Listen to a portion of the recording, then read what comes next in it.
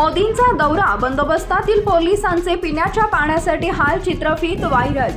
वाशिम जिल्ह्यातील श्री क्षेत्र पोहरादेवी इथं नंगारा वस्तू संग्रहालयाच्या लोकार्पण कार्यक्रमासाठी पंतप्रधान नरेंद्र मोदी 5 ऑक्टोबरला येणार आहेत। पंतप्रधानांच्या दौऱ्यानिमित्त चोख पोलीस बंदोबस्त तैनात करण्यात आला। या बंदोबस्तावर असलेल्या पोलिसांचे मात्र प्रचंड हाल होताना दिसत आहेत। पोहरादेवी इथं कार्यक्रमस्थळी बंदोबस्तातील शेकडो पोलिसांसाठी पुरेशी व्यवस्था नसल्याने त्यांना गैरसोयीचा सामना करावा लागला। पोलिसांना चक्क व्हॉल्व्हमधून गळणाऱ्या पाण्यावर आपली तहान भागवावी लागत असल्याचा प्रकार समोर आला। जेवण देखील अपुरे पडले, याची एक चित्रफीत समाज माध्यमांवर प्रसारित झाली।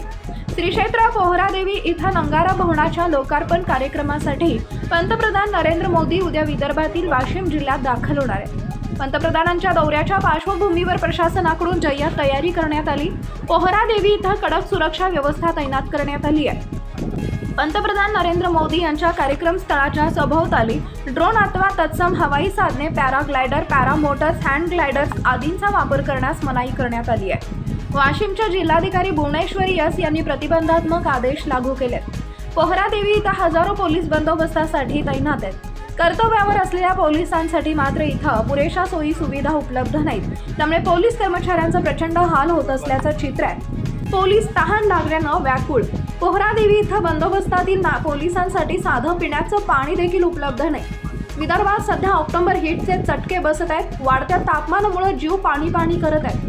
तहान लागल्यामुळे व्याकुळ झालेल्या पोलिसांना अखेर जलवाहिनीच्या व्हॉल्व्हमधून गळणाऱ्या पाण्याचा आधार घ्यावा लागला। व्हॉल्व्हमधून गळणारे पाणी पिण्यासाठी बंदोबस्तातील पोलिसांनी एकच गर्दी केली।